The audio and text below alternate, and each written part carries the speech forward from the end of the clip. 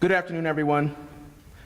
Thank you for coming and having your attention today to talk about what happened last night and how we're going to move forward. The Denver Police Department and the Denver Sheriff's Office have dealt with hundreds of protests throughout its history. They partner with protest leadership. They have a rich history in making sure that our citizens and those who protest in the city and county of Denver can protest well and literally have their constitutional rights met with the police department. But I want to be clear. What we experienced last night was not a protest. It was anarchy. The people that showed up last night, the anarchists that showed up last night, brought weapons to the table. They had guns, they brought explosives, axes, machetes, and had one intent purpose, and that was to harm our officers that were there to serve in the line of duty to protect our city. I want these anarchists to hear me clearly and loudly that this will not be tolerated in our city. You are not welcome here. If you choose to come back to Denver, Colorado, to incite anarchy, destruction, and violence, I will assure you, you will be met with every tool in our disposal from law and policy that we can use to stop you. Effective immediately, I am suspending the command PR bond jail inmate cap I put in place due to COVID-19 in March. I want you to know that if you harm our city in any way, whether it's destruction of property and/or persons, you will be arrested and you will be a resident of the Denver County Jail. We will also look at how we can help you be a resident of the state prison system and the federal prison system. All tools are at our disposal. Now I want to speak to you as a black man and a Denver native. The narrative that these anarchists are marching for justice of black lives is frankly false.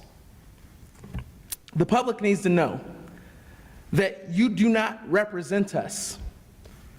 Stop using the color of my skin as an excuse to tear up my city. These countless acts are not helpful. They do not represent what black lives are about or this city that black lives helped to build for generations. We ask you to stay home. If you aren't going to protest peacefully, you aren't going to use your constitutional right for the betterment of our community, then you need to stay home. Don't come out. You will be dealt with.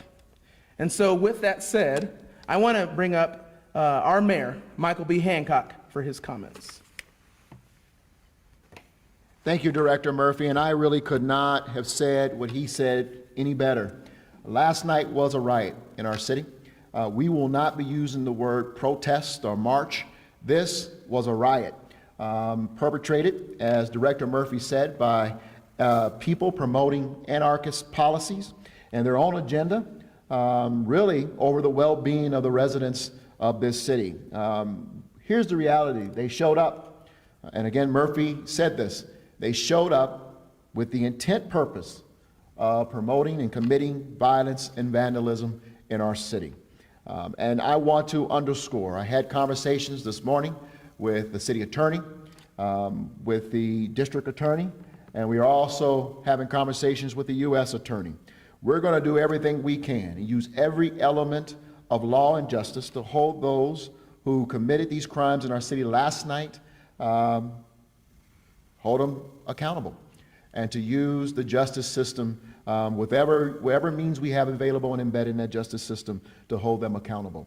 And one of those includes restitution. A lot of damage was inflicted on buildings last night, particularly public-owned buildings. And I have instructed the city attorney's office to prepare, as we can prove, those who inflicted this damage on our buildings, to prepare to hold them fully accountable for restitution. This should not be something borne by the people of this Denver, of this city, the taxpayers of this city. We will take those who break windows, who inflict damage on our buildings, and make sure that they'll be working for quite some time to repay the people of Denver for their damage. So we'll be prepared to do that. Let me say this before the chief comes up and gives us the summary of what happened last night.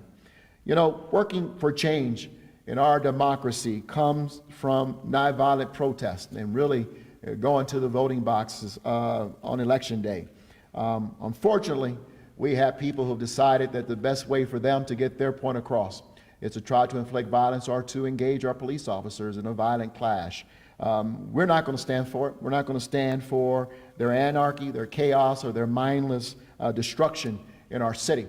And so I have spoken with Chief Payson, made sure that the police department as well as the sheriff's department and our emergency operations center have everything they need, all the leeway they need to make sure that we restore order in our city and not allow for this continued destruction, and against the efforts against our police department to engage them in the violent protests. So let me reiterate what Director Murphy said and what I stand 100% behind. One, we will not tolerate these actions in our city. Number two, we're going to use the full extent of law to prosecute those who are accountable for destruction and violence in this city without question. And thirdly, we're going to use the arm of our city attorney's office to press civil charges when necessary to make sure that there's restitution for the crimes that are committed in our city, particularly when they work to damage public buildings, and we'll share that information with private business owners as well to make sure they can also pursue civilly to be restored and have restitution for damage to their buildings. I'm going to say that I've also, as Chief Payson comes forward, been in conversation with mayors across this country. We know that there is a coordinated effort to inflict these type of riotous activities in cities. We saw some of it last night in Chicago and other cities. Other cities are picking up intel that they may be targeted next.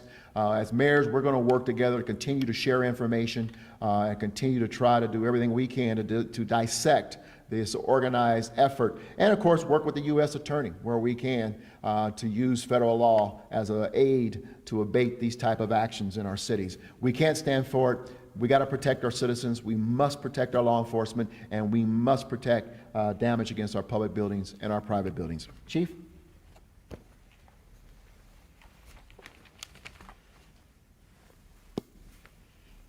Thank you, Mayor. I'll be brief and give an update of what occurred last night, and then certainly make ourselves available for questions.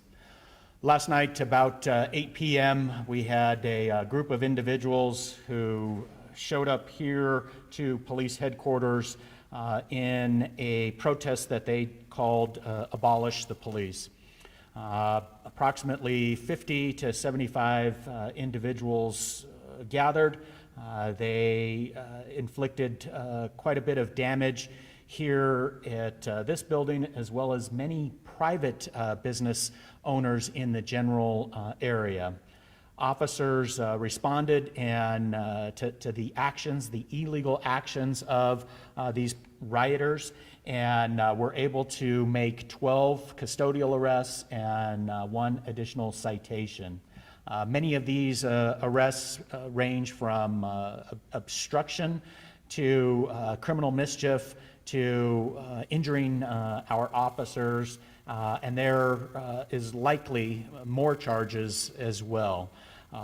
These individuals came down here with the sole intent on causing as much damage, destruction, and injury to our community. And as the mayor stated, as the executive director of public safety stated, the women and men of the Denver Police Department will use every tool available within the law to hold these individuals accountable for their actions. Thank you.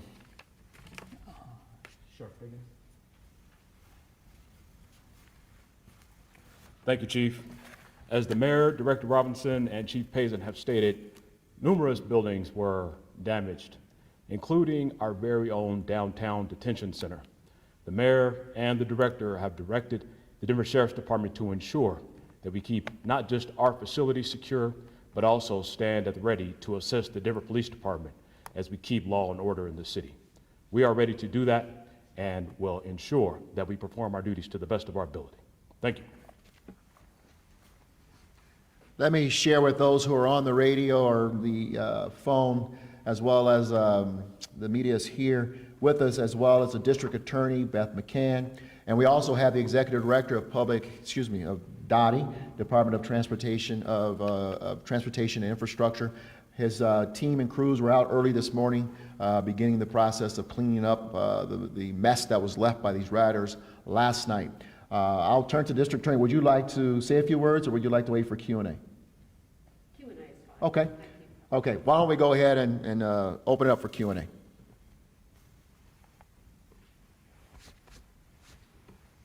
Anyone on the phone?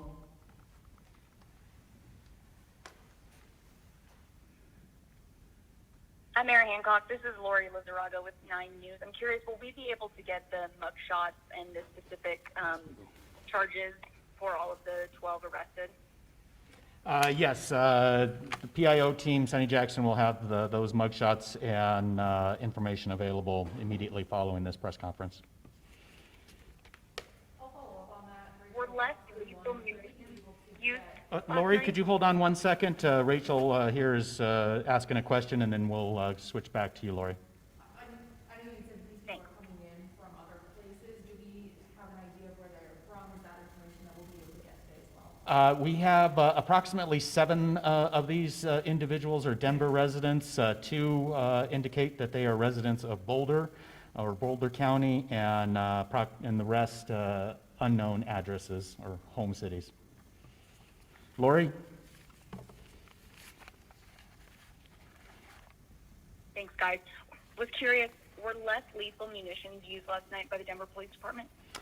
Yes, Lori, in accordance with our policy, in accordance with the judge's order, officers utilized less lethal munitions in order to maintain safety and prevent damage and destruction.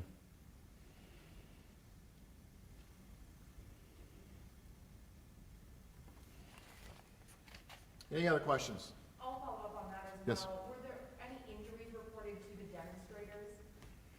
We have no reports of injuries right now that I'm aware of. We'll certainly follow up with that. I do want to remind folks that one of our officers sustained injury, concussion, and third-degree burns. Again, this is an officer fulfilling their duty to help keep this city safe. Fortunately, we believe the officer will make a full recovery, but it speaks to the types of explosives that were used against our officers, and really the intent with the damage and destruction that this group was seeking. Thanks, Rachel. When you see groups like this coming in, is there a way to step in earlier to prevent more destruction from taking place or damage from taking place around the city? So really, the response by the police department is oftentimes dictated by the actions of the individuals, and we must hold these individuals accountable for their actions to the fullest extent of the law.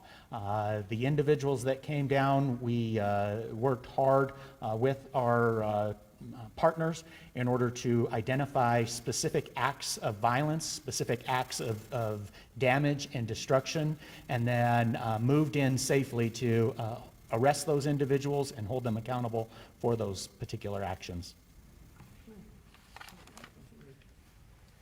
There's something important that I want to share, which is while we understand that our police officers answer a higher calling to protect our city, it's also important to note that the police officers that serve us every day, who are on the front line of these riots and these anarchy protests and everything that's been happening, our brothers, sisters, mothers, fathers, aunts, uncles, nephews, nieces, they are people.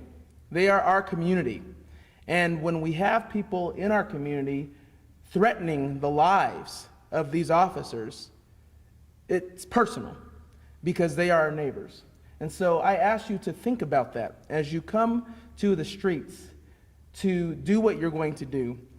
Realize that you're hurting your neighbors. You're hurting the people that someone loves, and that they are individuals just like you and I. And that we have to come together to find a better solution other than to cause destruction in our own community that we love so much.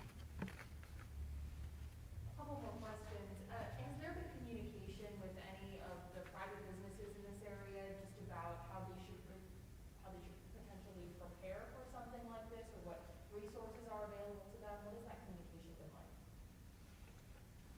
You know, I'm not familiar, obviously, with that type of communication. I mean, we get intel, we get a sense that something may happen. Oftentimes, we don't have a lot of time. Our officers are focused on getting ready to try to protect citizens who are not part of the protest or the riots, and to make sure that there's a safe passage for everyone. But, you know, the reality is if we have the opportunity to inform and to give, proactively give information, we will. We'll try to give our PIOs the opportunity to alert the public that, and you all are helpful, have always been helpful in saying there's a demonstration plan for downtown tonight to prepare for it. But the goal and the hope is that, you know, what we saw last night is not typical.